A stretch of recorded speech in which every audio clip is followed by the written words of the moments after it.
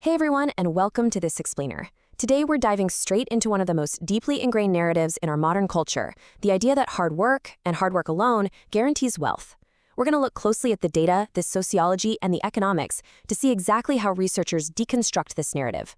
We'll explore how the poverty trap actually functions in the real world, and why structural inertia can totally neutralize personal effort. Get ready, because this is probably going to fundamentally change how you view success and inequality. Okay, let's take a quick look at our roadmap. We'll kick things off with Section 1, the myth of meritocracy, and then move to 2, the psychology of scarcity. From there, we hit 3, the invisible capital, 4, the poverty premium, and finally, 5, structural traps in action. So ask yourself honestly for a second. Think about your own preconceived notions regarding the American dream. Does hard work really equal success? We all love a good rags to riches story, right? It's human nature. But, well, empirical data reveals a much more complicated reality. For millions of people, a lifetime of intense, backbreaking labor doesn't lead to wealth. Instead, it leads to a self-reinforcing cycle where external structural forces are actively pushing against their upward mobility. All right, let's jump right into Section 1, the myth of meritocracy, the foundational belief of modern societies. So, meritocracy. It's a system where jobs and pay are allocated based on talent and achievement, rather than social class or family wealth. Sounds great, right? But here is a truly fascinating historical twist. The term was actually coined by a British sociologist named Michael Young back in 1958.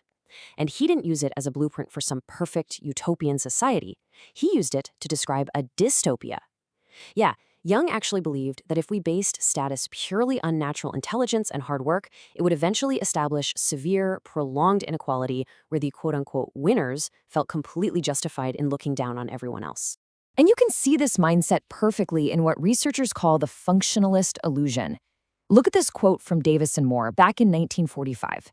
They argued that social inequality is essentially an unconsciously evolved device by which societies ensure the most important positions are filled by the most qualified persons. I mean, it sounds incredibly logical on paper, doesn't it? It basically implies that if you aren't at the top, well, you simply aren't the most qualified. It assumes everyone starts out on a completely level playing field. But as we're about to see, researchers argue that playing field is tilted from the very beginning. Moving into Section 2, the psychology of scarcity. This is all about how lacking resources captures the mind. We're going to shift our focus inward to the brain, looking at some incredible research by Sendil Mullainathan and Elder Shafir. These researchers uncovered a fascinating paradox. They discovered that lacking critical resources, whether that's money, time, or food, fundamentally alters our cognition. When you're poor, you experience what they call a focus dividend. You become highly efficient at managing immediate emergencies. You know exactly down to the penny how much groceries cost because, well, you have to. But this intense tunneling comes at a massive cost, a bandwidth tax. This tax actually diminishes your overall cognitive capacity, your executive control, and your long-term problem-solving intelligence. Scarcity essentially drops your functional IQ because your brain is just desperately juggling immediate pressing threats. Basically, what scarcity steals from you is slack. Slack is that critical buffer of abundance that allows you to absorb mistakes. Think about it. If a wealthy person gets a flat tire, it's an annoyance, sure, but they have the slack to pay for a tow and a new tire.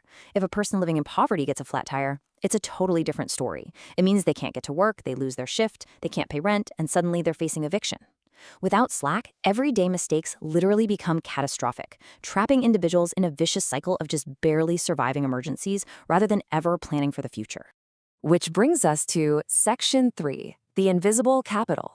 We're zooming out to look at Pierre Bourdieu's sociological barriers here, exploring why schools and job markets really aren't level playing fields. So, the famous French sociologist Pierre Bourdieu argued that advantage isn't just about cash. Sure, you have economic capital, which is money, but you also have cultural capital, knowing the right way to speak, having a taste for certain arts, or even just knowing how to navigate a complex university admissions office. Then there's social capital, which is basically who you know. And finally, symbolic capital, which is prestige. The real takeaway here is that our education system often misrecognizes middle-class cultural capital as natural, raw intelligence. It ends up rewarding students who already match the system's hidden expectations. And this all ties into a crucial concept Bourdieu called habitus. Habitus refers to those deep-seated values and dispositions shaped by your upbringing that dictate what you genuinely see as possible or realistic for your own life. Because schools are largely built on middle-class values, a middle-class student's habitus matches the school perfectly. A working-class student, on the other hand, experiences a massive mismatch. They often feel like a fish out of water, making it incredibly difficult to thrive, completely regardless of how smart they actually are. We actually see this backed up by government research from the ASPE. They differentiate between two types of social capital: bonding and bridging. Bonding ties are relationships with people just like you, and those are vital for emotional survival. But bridging ties, those are connections to high-status individuals and organizations way outside your immediate circle. You absolutely need bridging ties for lateral mobility, for job referrals, and to get better wages. But if you're trapped in poverty, you are systematically isolated from those exact bridging networks. All right, on to Section 4, the poverty premium. Let's talk about the steep mathematical cost of being poor, because it is a frustrating macroeconomic reality that it is fundamentally, mathematically, more expensive to live in poverty. Consider something called the Vegemite Index. It's a great example. If you only have $4 in your pocket for the week, you have to buy the small jar of Vegemite. But notice the price per 100 grams. You are paying a massive 59% premium compared to the person who has the upfront liquidity of $9.40 to buy the bulk jar. This lack of upfront cash locks low-income earners out of bulk savings on literally everything: toilet paper, detergent, food, you name it. It acts as this hidden daily tax that prevents any real wealth accumulation. And man, it gets even worse when we look at institutional penalties. Take a 210 general littering fine. That's just an annoyance to someone earning 200 grand a year. It's less than 5% of their weekly income. But for someone on a job seeker allowance, that exact same fine wipes out 53% of their entire week's budget. Our financial systems rely heavily on these flat-rate punishing payments that completely ignore income variance. It means a minor mistake destroys a poor person's budget, often pushing them right into predatory debt while it barely even registers for the wealthy. Zooming out to the broader economy, we hit what's known as the Baumol trap. Ever wonder why hard work just can't seem to outpace the cost of living crises lately? It's because of a structural limitation in service productivity. Think about it. It takes the exact same amount of time for a nurse to treat a patient today as it did 30 years ago. So, while things like TVs and clothes get cheaper because of automation, essential labor-intensive services like healthcare and childcare are just exploding in cost. In fact, real inflation-adjusted wages for the bottom 10th percentile of workers actually declined in 2025. You literally cannot outwork this math. Let's ground this. Section 5, Structural Traps in Action. We're going to take a real-world look at the Texas childcare crisis to anchor these concepts into a visceral reality. 88%. Just let that number sink in for a second. That is the staggering percentage of low-income working families in Texas currently living in a severe childcare desert. That means they live in an area where there are at least 3 times as many young children as there are available quality childcare seats. And look at the math here. It's practically impossible to ignore.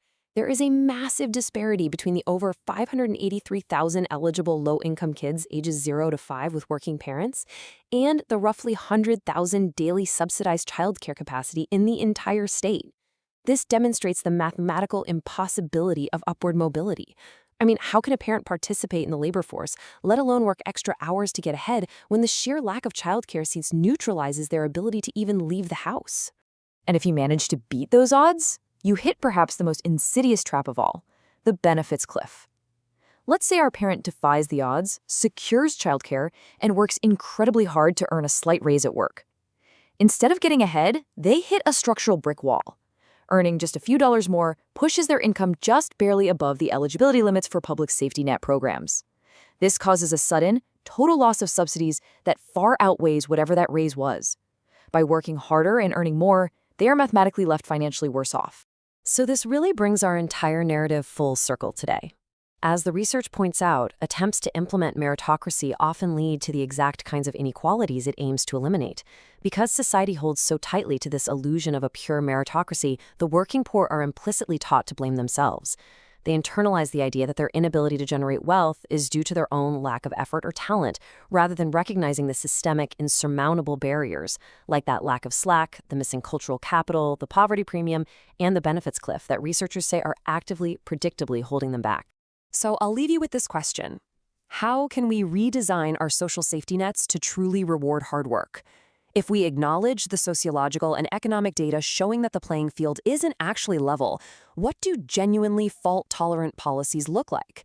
The researchers challenge us to look past the myth of meritocracy and consider systems that give people the essential bandwidth, the slack, to recover from everyday mistakes. Thank you so much for joining me on this deep dive today. Keep questioning, keep learning, and I'll catch you next time on The Explainer.